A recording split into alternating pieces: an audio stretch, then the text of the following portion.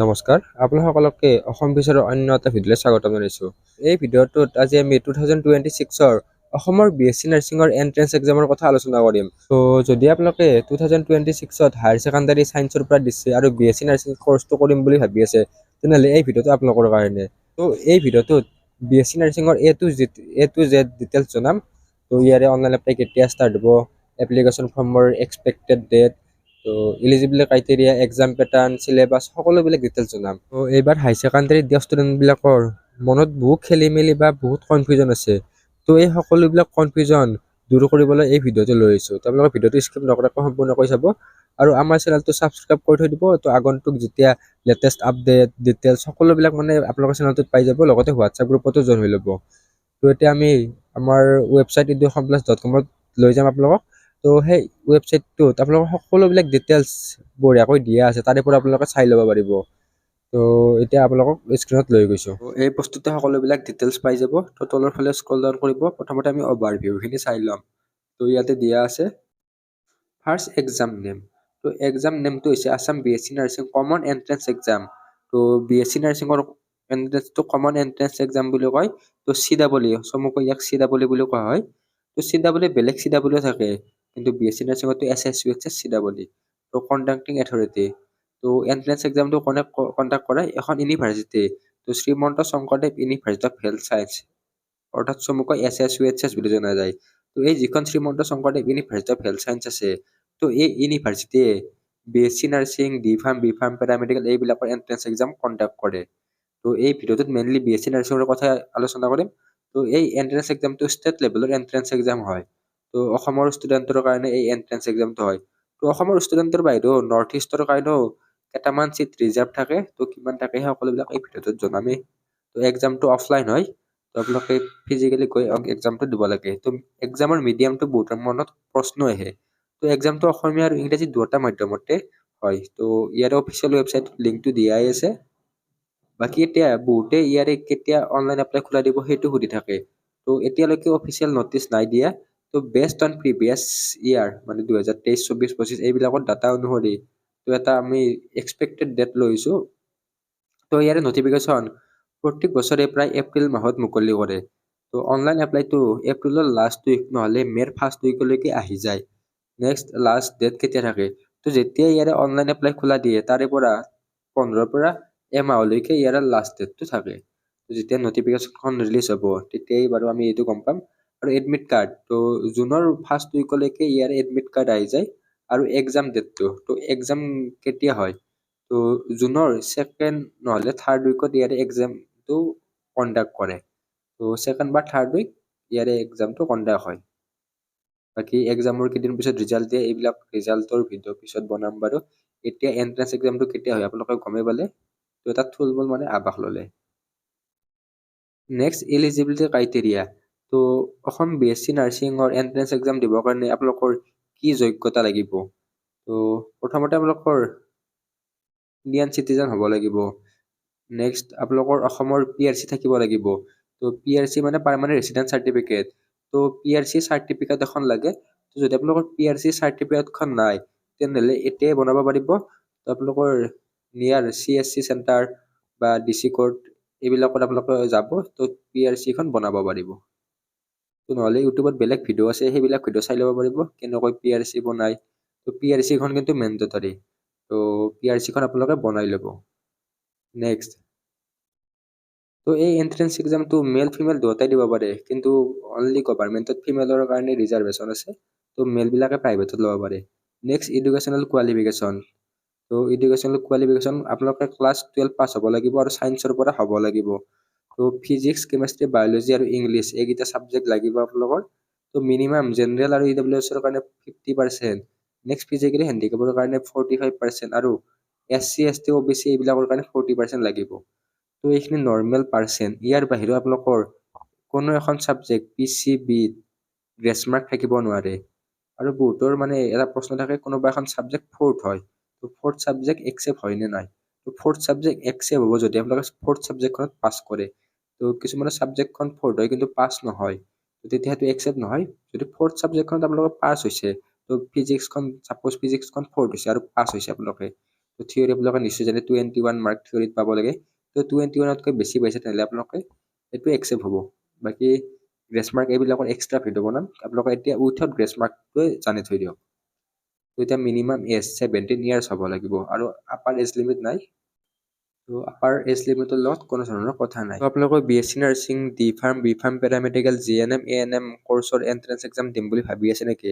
তেনেহ'লে আমি আপোনালোকৰ কাৰণে লৈ আহিছোঁ ই বুক আৰু mock test series. GNM, BSc nursing, B ফাৰ্মৰ ছেম ই বুক আৰু মক টেষ্ট চিৰিজ হয় আৰু GNM আৰু ANMৰ কাৰণে ছেম হয়। তো ইয়াতে 5000তকৈ অধিক MCQ উইথ এনচাৰ পাব।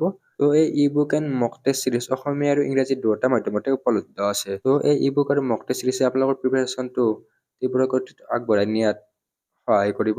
তো এই ই বুক আৰু মক টেষ্ট চিৰিজ আপোনালোকে আমাৰ ৱেবছাইট, তো হোৱাটছআপ নম্বৰটো ডেছক্ৰিপশ্যনত দিয়া আছে বা ডিছপ্লেত দিয়া আছে আৰু ৱেবছাইটৰ লিংক কমেণ্ট বক্সত দিয়া আছে, তাৰে পৰা আপোনালোকে ডাইৰেক্টলি ৰিডাইৰেক্ট হ'ব পাৰিব। তো নেক্সট এক্সাম পেটাৰ্ণ। তো এক্সাম পেটাৰ্ণটো কি হয়? তো এক্সামটো প্ৰায় 2 ঘণ্টাৰ হয়। তো ৰাতিপুৱা মেইনলি 10টাৰ পৰাই দিয়ে, কেতিয়াবা মানে 11টাৰ পৰা দিয়ে। তো অফিচিয়েল নটিছখনত টাইমটো দি দিব, 10টা নহ'লে 11টাৰ পৰা 2 ঘণ্টা সময় দিয়ে। তো MCQ টাইপৰ কুৱেশ্যন হয়, ইয়াতে কোনো মানে লিখিব নালাগে, অনলি মানে MCQ কুৱেশ্যন থাকে, ৰাউণ্ড চিন দিব লাগে। তো কুৱেশ্যনটোৰ 4টা অপশ্যন থাকিব, যিটো শুদ্ধ এনচাৰ হয় সেইটো এনচাৰটো আপোনালোকে তাত ৰাউণ্ড চিন দিব লাগিব। নেক্সট 100টা কুৱেশ্যন থাকে, প্ৰত্যেকটো কুৱেশ্যনতে 1 নম্বৰকৈ থাকে। তো পেপাৰখন দুয়োটা মিডিয়ামত আহে, অসমীয়া আৰু ইংৰাজী। তো নিগেটিভ মাৰ্ক নাথাকে। নেক্সট ফিজিক্সৰ পৰা 25 আহিব, তো মাৰ্কো 25 থাকে, কেমেষ্ট্ৰিৰ পৰা 25 নম্বৰ, বায়'লজিৰ পৰা 25 নম্বৰ আৰু ইংলিছৰ পৰা 25 নম্বৰ। টোটেল 100 নম্বৰৰ পেপাৰ হয়। এতিয়া চিলেবাছ, তো চিলেবাছ কি? তো prepare using standard class 10+2 text book, মানে ক্লাছ 11 আৰু 12 দুয়োটাৰে আপোনালোকৰ চেপ্টাৰবিলাক আহে। তো যি AHSSC চিলেবাছ আছে, তো আপোনালোকে সেই চিলেবাছখিনি ফ'ল' কৰিব পাৰে। তো আমাৰ ই বুক আৰু মক টেষ্ট চিৰিজো ল'ব পাৰে। তো অলৰেডি ভিডিঅ'টোত কৈ দিছোঁ ই বুক আৰু মক টেষ্ট চিৰিজৰ কথা। তো বাকী আপোনালোকে তাৰ বাহিৰেও মেইন বুকখন চাব পাৰে। তো এতিয়া এপ্লিকেশ্যন ফিজ, তো এপ্লিকেশ্যন ফিজৰ কথা কৈ দিওঁ। তো এপ্লিকেশ্যন ফিজটো নন ৰিফাণ্ডেবল। তো আপোনালোকে অনলাইন এপ্লাই কৰিলে, অনলাইন এপ্লাই কৰোঁতে ফিজটো পে'মেণ্ট কৰিলে, ছাপ'জ আপোনালোকে তাৰপিছত চিট নাপালে, কিন্তু চিট নাপালে আপোনাক ফিজটো ঘূৰাই দিয়া নহয়। তো মেইনলি অনলাইন এপ্লাই জেনেৰেলৰ কাৰণে 1500 টকা লয়। তো প্ৰত্যেক বছৰে এইটো কম বেছি হৈ থাকে। তো বাকীবিলাকৰ কাৰণে 1200 টকা। এইখিনি আপোনালোকৰ ফিজ ষ্ট্ৰাকচাৰ। এইখিনি অনলাইন এপ্লাই কৰাৰ ফিজে, এডমিশ্যন ফিজ নহয়। এডমিশ্যন ফিজ এইবিলাক পাছত ভিডিঅ' দিম। এতিয়া government BSc nursing college under SSUHS, তো SSUHS যিখন Srimanta Sankardev university of health science, তো এইখনৰ আণ্ডাৰতে গভৰ্ণমেণ্ট আৰু প্ৰাইভেট কলেজ আছে। তো ইয়াতে গভৰ্ণমেণ্ট কলেজখিনি আপোনালোকক কৈ দিম। তো 5খন টোটেল গভৰ্ণমেণ্ট কলেজ আছে। তো regional college of nursing Guwahati, যিখন GMCHত আছে। নেক্সট AMCH ডিব্ৰুগড়, তাৰপিছত Silchar, Jorhat medical college and হস্পিটেলত BSc নাৰ্ছিং কলেজখন, তাৰপিছত কোকৰাঝাৰ মেডিকেল কলেজৰ। তো ইয়াতে লোকেশ্যনটো দিয়াই আছে। তো GMCখন কামৰূপ মেট্ৰত আছে। নেক্সট AMC ডিব্ৰুগড়ত, শিলচৰ মেডিকেল কলেজখন কাছাৰত আছে। নেক্সট যোৰহাটৰ মেডিকেল কলেজখন বা BSc নাৰ্ছিং কলেজখন যোৰহাটত, কোকৰাঝাৰ BSc নাৰ্ছিং কলেজখন কোকৰাঝাৰত। তো এতিয়া seat capacity total 345 seat capacity আছে। তো GMC, AMC, SMC 75কৈ চিট আছে আৰু বাকী যোৰহাট আৰু কোকৰাঝাৰত 60টাকৈ চিট আছে। তো ইয়াৰে যিটো GMC আছে, GMCৰ 60টা চিটে ষ্টেট কোটাৰ কাৰণে আছে, বাকী 15টা চিট নৰ্থ ইষ্ট কোটাৰ কাৰণে আপোনালোকৰ আছে। তো অসমৰ ষ্টুডেণ্টৰ কাৰণে 60টা চিট, বাকী 15টা চিট নৰ্থ ইষ্টৰ ষ্টুডেণ্টবিলাকৰ কাৰণে। এডমিশ্যন প্ৰচেছ এইবিলাকৰ ভিডিঅ' পিছত দিম। তো আমি এতিয়া ৱেবছাইটটো চাই লওঁ, মেইন ৱেবছাইটটো, তো SSUHSAC.in। তো তাত ক্লিক কৰাৰ পিছত এনেকুৱা ধৰণৰ ইণ্টাৰফেচ আহিব। তো ইয়াতে আপোনালোকৰ সকলোবিলাক ডিটেইলছ পাই যাব। তো ইয়াতে কিছুমান পেজ আপডেটেড নাই, ছাপ'জ ইয়াতে আৱাৰ কৰ্চ, তো আৱাৰ কৰ্চত কৰ্চবিলাক চাব পাৰিব। তো ইয়াতে 3 ডটত ক্লিক কৰিলেও আপোনালোকৰ এণ্ট্ৰেন্স এক্সামবিলাকৰ লিষ্ট পাই যাব। নেক্সট নটিফিকেশ্যন কৰ্নাৰত দি দিব। তো এনেকৈ নটিফিকেশ্যনবিলাক আহি যাব। ছাপ'জ বহুতে মানে অফিচিয়েল ৱেবছাইটটো 3 ডটত ক্লিক কৰাৰ পিছত কৰ্চৰ ডিটেইলছ চাব বিচাৰে, একাডেমিক্সত ক্লিক কৰাৰ পিছত এডমিশ্যন প্ৰচেছ কৰ্চেছ চাব খোজে। ইয়াতে কৰ্চেছত যদি ক্লিক কৰে, ইয়াতে এতিয়ালৈকে একো ৰিজাল্ট নাহে। তো ৱেবছাইটতো কিছুমান বস্তু মানে এড কৰা নাই, তো সেইকাৰণে মেইন ৱেবছাইটটোত আপোনালোকে কিছুমান ডিটেইলছ নাপায়।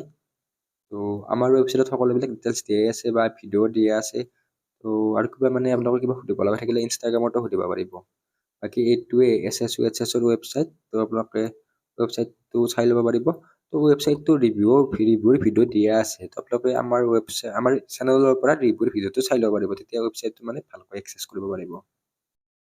ৰ'ব এতিয়ালৈকে ভিডিঅ'টো শেষ হোৱা নাই, আৰু আছে বাৰু। তো এক্সাম চেণ্টাৰ ক'ত এক্সাম চেণ্টাৰ থাকে সেইটো বহুতমান প্ৰশ্ন হয়। তো অসমৰ কাৰণে এক্সাম চেণ্টাৰ গুৱাহাটীত থাকে। তো গুৱাহাটীৰ বহুতকেইখন কলেজত ইয়াৰে এক্সাম চেণ্টাৰ থাকে। নেক্সট ডিব্ৰুগড়ত থাকে, নেক্সট শিলচৰত থাকে, যোৰহাট থাকে, বৰপেটা থাকে, তেজপুৰ থাকে, ডিফু থাকে, লখিমপুৰ আৰু কোকৰাঝাৰ। তো অসমত এইখিনি মেইনলি এক্সাম চেণ্টাৰ থাকে। তো ইয়াৰ বাহিৰে যদি এড কৰে সেইটো আপোনালোকক SSUHS ফালৰ পৰা জনাই দিব। তো ইয়াৰ বাহিৰেও লাষ্ট ইয়াৰ কিছুমান মানে এড হৈছিলে। তো আমাৰ ৱেবছাইটত এতিয়ালৈকে এড কৰা নাই, সেইখিনি আপোনালোক দি দিম। তো নলবাৰী, নগাঁও এনেকৈ কেইখনমান মানে ডিষ্ট্ৰিক্টত এক্সাম চেণ্টাৰ এড হৈছিলে। তো নৰ্থ ইষ্টৰো কেইখনমান মানে আগশাৰীৰ প্লেচতো আপোনালোকে পাই যাব। তো এতিয়া নেক্সট ডকুমেণ্ট। তো ডকুমেণ্ট কি লাগিব? তো ডকুমেণ্টটো কাউন্সিলিঙৰ ক্ষেত্ৰত দিয়া আছে। তো কাউন্সিলিঙৰ বাহিৰেও মানে কাউন্সিলিংটো কেতিয়া হয় আপোনালোকে এইটো জনা উচিত। তো আপোনালোকে যেতিয়া BSc নাৰ্ছিঙৰ এণ্ট্ৰেন্স এক্সাম দিব, এণ্ট্ৰেন্স এক্সাম দিয়াৰ পিছত ৰিজাল্ট দিব, ৰিজাল্ট দিয়াৰ পিছত আপোনালোকৰ সকলোৰে মাৰ্ক থাকিব। সেই মাৰ্কৰ এগেইনষ্টত এটা ৰেংক থাকিব। তো সকলোৰে স্পেচিফিক ৰেংক বা নিজা ৰেংক এটা থাকিব। সেই মানে SSUHS ফালৰ পৰা কাউন্সিলিং কৰা মানে এটা ৰেংক দিব। সেই ৰেংকৰ ষ্টুডেণ্টবিলাকে কাউন্সিলিংটো কৰিব পাৰিব। কাউন্সিলিঙত ডকুমেণ্ট ভেৰিফিকেশ্যন হয়। তো কাউন্সিলিংটো ঠিকে থাকে গ'লে আপোনালোকে চিট পোৱাৰ পিছত এডমিশ্যন ল'ব লাগে। তো এতিয়া আপোনালোকৰ কি ডকুমেণ্টৰ প্ৰয়োজন হ'ব? প্ৰথমতে আপোনালোকৰ মেট্ৰিক আৰু হাই ছেকেণ্ডাৰীৰ মাৰ্কশ্বিট, পাছ চাৰ্টিফিকেট লাগিব। নেক্সট আপোনালোকৰ PRC, তো PRCখনৰ কথা ক'লোৱে, পাৰ্মানেণ্ট ৰেচিডেণ্ট চাৰ্টিফিকেট লাগিব। নেক্সট আপোনালোকৰ কাষ্ট চাৰ্টিফিকেট, তো আপোনালোকৰ যি কাষ্ট নহয় কিয় সেই কাষ্ট চাৰ্টিফিকেট লাগিব। তো আপোনালোকে নিশ্চয় জানে জেনেৰেলৰ কাৰণে চাৰ্টিফিকেট নাথাকে, কিন্তু জেনেৰেলৰ EWSৰ কাৰণে চাৰ্টিফিকেট থাকে। তো EWSখন লাগিব। OBCৰ কাৰণে NCLখন কম্পালচৰি, NCL লাগিব। বাকী SC ST এইবিলাকৰ কাৰণেও চাৰ্টিফিকেট কেইখন লাগিব। তো আপোনালোকে এই ডকুমেণ্টবিলাক পলম নকৰি অতি শীঘ্ৰে বনাই ল'ব। ইয়াৰে কিছুমান ডকুমেণ্ট বনাবৰ কাৰণে ছাপ'জ OBC NCLখন বনাবৰ কাৰণে আপোনালোকৰ ইনকাম চাৰ্টিফিকেট লাগিব। তো এইবিলাক ডকুমেণ্ট বনাই ল'ব, কাৰণ অনলি BSc নাৰ্ছিং বুলিয়ে নহয়, তো আপোনালোকে নৰ্মেল ডিগ্ৰী পঢ়িব গ'লেও এইবিলাক ডকুমেণ্টৰ প্ৰয়োজন হ'ব। সেইকাৰণে এই ডকুমেণ্টবিলাক যিমান পাৰে সিমান সোনকালে বনাই ল'ব। তো নেক্সট তলত কিছুমান কুইক লিংক ছেকশ্যন দিয়া আছে। তো কুইক লিংক ছেকশ্যনৰ আমাৰ হোৱাটছআপ গ্ৰুপ, ফেচবুক পেজ, তো ৱেবছাইট সেই সকলোবিলাক দিয়া আছে। আপোনালোকে তাৰে পৰা জইন হৈ ল'ব পাৰিব। বাকী এই ভিডিঅ'ত এইখিনিয়ে আৰু। আপোনালোকে কিবা সুধিব লগা থাকিলে ইনষ্টাগ্ৰামৰ জৰিয়তে সুধিব পাৰিব। ইনষ্টাগ্ৰামৰ লিংক ডেছক্ৰিপশ্যনত দিয়া আছে। হোৱাটছআপ গ্ৰুপ আছে, হোৱাটছআপ গ্ৰুপত জইন হৈ ল'ব পাৰিব। বাকী ধন্যবাদ।